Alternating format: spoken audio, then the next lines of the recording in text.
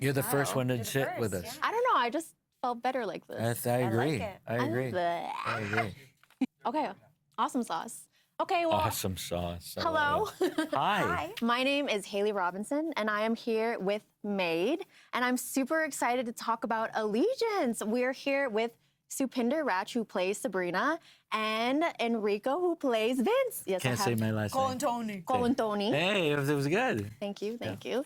So yeah, I just wanted to ask first, when you guys got the script, was there something in the script that just made you go, oh, like, I have to audition for this, like, I can really see myself in this part? I don't know that Rico auditioned. They're just like, Next question. You know what I think I loved about the show was, I think when I first read it, it had a great pace to it. I loved Sabrina. I loved the things that she questioned. I loved the things that she was going after. I also like, and this is a weird thing, but as an actor, like, you know, I've done some comedy and stuff, but I think the things that I really gravitate towards is like the darker, the heavier, the grittier. Ooh. And so I kind of loved, in a way, the questions that the script was asking and what she was going through with losing her father, with her father going to prison, with, you know, all of the themes that are raised about, you know, what does it mean when a man of color that looks the way he looks, that wears a turban, is charged with treason? What does that mean for her in the way that she used to see herself when her father was, you know, the head of the police force, and how does she see herself now when she's got this like stink on her because of her father? I really like those questions that it was asking about where she belongs. No, I love that. I really love that question. And adding on to that, you know, this is a really different character from what you normally play. And same with you, like in Flashpoint, like you were more of like a hard tone kind of cop. And in this one, you're kind of more like you really believe in Sabrina and everything she's doing, but don't always necessarily mesh together. And for you, like I've watched you on The 410 and also on the other show that you're involved in, and sort of, yes, thank you, Tara. And it's just completely different characters. So like, what was the process of being able to like collaborate together, or just trying to get into that different POV of the like Canadian criminal justice system and all that? But just to answer the first question, I look for relationships in a script that I read. And the relationship between Vince and Sabrina was just, yes, paternal and maternal, you know what I mean? She was like so caring. So the roles were often reversed and it would go back and forth in a lot of ways. But the process is always, for me, in what's on the page. And you immediately read a character like Vince with a broader sense of humor than Greg Parker had. Yeah. You know, Greg was, you know, he was wearing a cape. You know, that uniform was who he was. With Vince, it's sort of like he's disheveled. He's a little much more laid back. He's lazy. He's just, it's like he's looking for something like her or someone like Sabrina to come into his life to just pick him back up, just rekindle that passion for the job, you know. Ooh, I love that. So it must have been really fun to collaborate with you. You guys just seem like... You're looking at the collaboration. It was just us in a room. It was fun for us, but I don't know, like, you know what I mean? I don't know. But it starts with that, struggled. right? Because it's like when we would just show up and we had... Because we were in like a lot of scenes together. And I remember one day near the end, Supinder looks at me and goes, I realize you've been in a lot more days than I thought you were.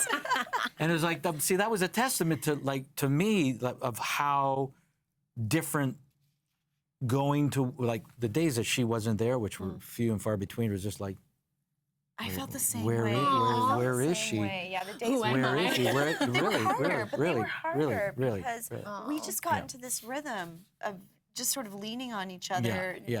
You know, in the script and not. But the days you weren't there, they were harder. They're hard. Aww. Yeah, no, totally. That is so lovely. Oh, you guys, so cute. No, it's true. It's true. We're the real thing. We're the real thing. This is We like each legit. other. We said it. All right, so we're gonna go into the deeper questions that I have, specifically for Supinder. So what are you hoping to get out of this, or like, if there will be significance of being able to see BIPOC women representation in the Canadian justice system? Well, I think just, you know, there are, let's see. So, one, I think that it's just cool. This is cool, right? Like, this is... No, it's badass. This is badass, yeah, but this is badass for reasons beyond that it's just my face up there, right? That it's badass for reasons that you have a South Asian woman leading a show, and the character does not give up. You know, in the face of so much, her family's in strife. People are questioning how she got the position she got. Yeah. There's, there's a character in the show, and it's purposeful to say that, like, right now, I think that certain people think, oh, well, right now people of color are having a moment, and it's kind of like, well, I've been here the entire time, Yep. right? Like, yo, I have been here practicing my craft, practicing my career. And for somebody like Sabrina, when she graduates and she's valedictorian and she's top of her class, she believes that she earned it. And in that is her strength and her flaw. Because she's not aware of her privileges. Yeah. And I think that seeing somebody like Sabrina on screen is, one, very inspiring for a lot of people. But I think that the thing that we've done beautifully, and also, through Sabrina's interactions with Vince and the conversations that they have, really opened up and talked about that conversation that a lot of people don't want to have. There's this beautiful scene that we had where Sabrina goes to Vince and she's like, hey, you've realized that I'm not white, right? Oh my gosh, yeah. And it comes, I can't remember what episode, I think it's 3 or 4. 2. It's in 2, yeah. Oh, I gotta watch it. Yeah, so it's in episode 2, and it's a hard question for her to ask, but it's also just the questions that are raised. If she should be in this position, if she should be working at this precinct, did she get the position because of her father? Did she earn it by her own right, or did she get it because she's having a moment? Right? I think that those are questions we open up. Yes. Because she doesn't know. Yeah. And I think it's really interesting to be in a place to ask those questions, Like, I think that I recognize, even for myself, 10 years ago, I would not have been the lead of this show. Did I get it because, I've been here? Or did I get it because we're having a moment? Yeah. Can I make shit up just Of for course, a second? yes, Just please. as a white guy, an old white guy. But the show's called Allegiance, right? So I can imagine a character like Sabrina, who is a woman of color, within a system that has been notoriously patriarchal and white. She still struggles between her allegiance to the whole, to her family, to the community at large, but also to the system that she believes in. So I can only imagine in real life when, more women of color become or want to involve themselves in the justice system, either as police officers or bailiffs or even, prison attendants, It doesn't matter. They're still... They're not just a person of color, that person. They're still representing the uniform. So there's got to be, all I'm really saying is that how difficult it must be to just go, because you had mentioned it earlier, It's like, what are you doing wearing a uniform? You're talking to the Punjabi woman. It's like, what are you doing when they did that to your dad? So it's like, oh my God. Yeah, but I still... But it's still and also with Sabrina's family, I think that's interesting because they come from a legacy of service. Yeah. Right? Like, Sikh Punjabi soldiers have been serving, the Queen since World War II. Oh, right. But this is, oh my God. This is her family, system that she's developed of, whole line. service. Yeah. And then in the Sikh community, we have this idea of seva, what it means to serve, be of service. And then to have all those systems questioned because there is an inauthenticity in the system because a man who was as talented and honest as her father could then have this happen to him. Yeah. What is that system then? Where is her? How can she have her allegiance be to this uniform, this badge, this family history, when it didn't serve the man she watched rise within it? You're just reminded at how separate the people that are in the system are so separate from the system. The system has history. the system has baggage. But real life human beings who give a fuck, who want to bring their best, who want to do this, this is what really the show's about. You know, you've got a character like Sabrina who's just is so invested in helping, but there's a system that stops her from doing her job. Exactly. And so people outside of the uniform are going, "You're part of the system." I go, "No, she's not part of it." Yeah, she is, but she's not. Yeah. She is, but she's not. Yeah. Yeah, there's a beautiful line that belongs to Toby, and he says, you know, out there, you're not you, you're this. Yeah, And he you're points that. to the badge. Yeah.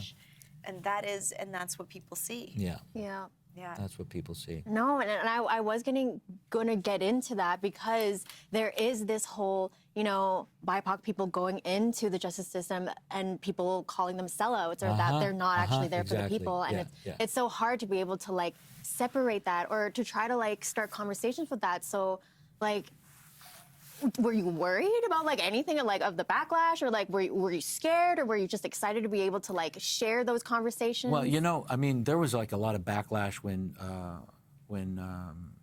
you know, what happened to George Floyd that one summer. I got a lot of hate mail saying, you know, I needed to kick back my salary because I played a police officer. That, you know, there was a, oh yeah, just even representing a police officer on television was an insult to you know, what was going on and that I needed to kick back my salary. It's Holy moly. No, it was surprising that people can't separate what we're trying to do on TV as entertainment and really just paint the situation in a different light. You know, we're actors. Yeah. We're representing Too good something. of actors, I guess. Huh? I said too good of actors, Yeah, I maybe, guess. maybe. We're Canadian actors. but- we don't get paid that much. No, we don't get paid that much. It's like, I can't kick that back. I barely made anything, really? But no, it's just so funny how people identify that with condoning what's going on. We're trying to change what's going on. Yeah. This show is specifically, you know, the idea of wanting to fix a system, showing an alternative viewpoint of what the system could be, bringing in restorative justice, bringing in, you know, the community that can really just heal as opposed to punish. It's like, that's what we're trying to do. Yeah. It's not just this, Yeah. but it, you know, I would call it science fiction because we're not there yet, but we're getting there. Almost. We're getting there. Well, I think this you is know? like a good stepping stone, like to be able to show this different type of POV because it hasn't really been shown. Like there's a side of like the victim side and then the side of the cop and the justice side. Yeah. And so this is kind of more, you'd say like in between that. Yeah. I would say, I would say, because we don't pick sides on this show necessarily. We show the system is being broken. We show how victims are mistreated. You know, the bad guy is, you know, well, the bad guy even the bad guys have a There's story, stuff going have on. something going on. Yeah. You know, that's not, you know, that's everything to say that we're really proud of what we did. I thought the work was really, really good. Yeah, and the storytelling is really balanced, I think. Yeah. Mark, I hope they Stephanie, don't and Anar. mess it up in the cut, in the edit of it. So we haven't seen the show. So. Jesus, I hope What? it's good. You haven't even seen the little cuts of it? Well, I think we've seen little cuts of it, yeah. but we Okay, haven't I'm like, seen- even I've seen a full No, we haven't episode. seen any of Yeah, it. you've seen more I than saw we a trailer. have. Oh my Yeah, gosh. tell us about it. It was really good. I was just so surprised watching your characters because they're so different from what you've played before. And I was like, man, this is so cool. Like I get to see their like experience and like different people. It was really good. I Okay. haven't watched the second one. And that one's about harm reduction. And I'm all about like supporting harm reduction and everything. So I'm excited for that episode. Yeah, it's Which one was your favorite? Without telling me too many details, which episode really, really got to you? You know what? I'm not going to say, but there is one episode that just still resonates with me, and that's the It's episode 7. episode 7. Okay, Yeah. I'll keep that a note. Episode Yeah, 7 for episode you as 7, well. Yeah. Episode I think 7. it was just the way, episode 7, we get into restorative justice a little bit. Restorative Oh, I love justice. that. And Yeah, and we had Madison Thomas directed it. She's an Indigenous Oh. director out of Oh, yes. out of Winnipeg. yeah. Yeah, and it was written by Penny, and it's the way that we went about it. We would do a smudging before we went to shoot because the content was quite heavy. Yeah. To make sure that everybody was taken care of, and it was just between Penny and Madison and the way that they told the story, and I think it was really cool, and I don't know if you knew this, but Madison was saying that she had director's cut on it. So it wasn't that, you know, the producers would then take an Indigenous story and manipulate it for how they wanted it shown. It was the story that Madison was telling from beginning to end in the way that she wanted it portrayed, which was really cool. And between the two of them, between Penny and Madison, they held so much space for the rest of us. And allowed us into their world and into a lot of the pain, and then into, you know, hopefully some of the healing as well. It was a beautiful episode. Got me tearing up a little bit. I think that's so amazing. But it taught me so much. I learned so much about restorative justice. And what is the second episode of, like? Harm reduction. Harm reduction. Yeah. Just I had no idea. Oh, I really love that. You're learning something as well. Oh, absolutely. Yeah. But episode 7 was specifically around an Indigenous community and the history that I learned about. I know it is a hard pill to swallow, but I think we're finally being able to see it through a lens of Indigenous people instead of through white lenses and them trying to tell the story, our story. Yeah, so totally. I think that's so amazing that you got to work with them. Holy, I had no idea. Oh, they were fantastic. Yeah. And what a difference it makes when the creators are of, you know, have that lived experience. It makes a massive difference in terms of the story. Yeah, it just makes the collaboration process feel more legit and more like you're a part of it instead of like you're taking from it. Yeah. Wow, that's really amazing. That was on my next question of how do you define restorative justice? You know, it's a newer concept to me. Yeah. But I think it's about you know, Anar, who's the creator of this show, she has this saying that what's legal isn't necessarily what's fair. And I think that there's a fairness to restorative justice. Yeah. Where both sides are listened to. And I remember in that episode, specifically, the person who was leading the ceremony, there was a line and it said, you know, that we can't say that, you know, you'll be happy with the outcome or, you know, however, but we will say that you have been heard. And I think so often in the way that our legal system works, whether you're the victim, whether you're the perpetrator, that nobody's really listening. Yeah. And I think that to me was something that I was like, well, that seems like a much better way to do it than it's currently being done, because I think that, you know, people just need to be heard. Yeah. I mean, it's certainly, because my mind goes to mental health as well, you know, how we treat, how we just want to. Just pretend it doesn't exist. It doesn't exist. Push them to the doesn't side. Exist. Yeah. Prisons are there to protect Hide that, us, you know, the people that are following the rules, separated from the people who aren't following the rules, and mental health and the criminal system and, my God, it's like, it's, I believe in, you know, how do you eat an elephant? How do you eat an elephant? One bite at a time. Oh my God. You know what I mean? I feel the change. I mean, you know, I'm 60 years old, so I definitely feel the change happening. I don't know if I'm going to see it in my lifetime, but I've never been more hopeful than I am in my life of how consciousness is raising. You know, we're not afraid to talk about this stuff, or less and less anyway, or maybe just in, you know, the arts. I don't know. Maybe we need to bridge it out a little bit more, but it's happening. It's happening. So,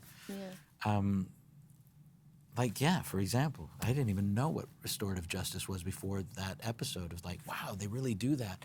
There's a community that actually circles up and talks about it and says, hey, man, do you know how you affected this person? Do you realize what you did? And we love you still. Yeah, just. Oh, wow, I love that. How are we doing on time? We good? At the end, so Oh my gosh, perfect. quick final thought. A final thought.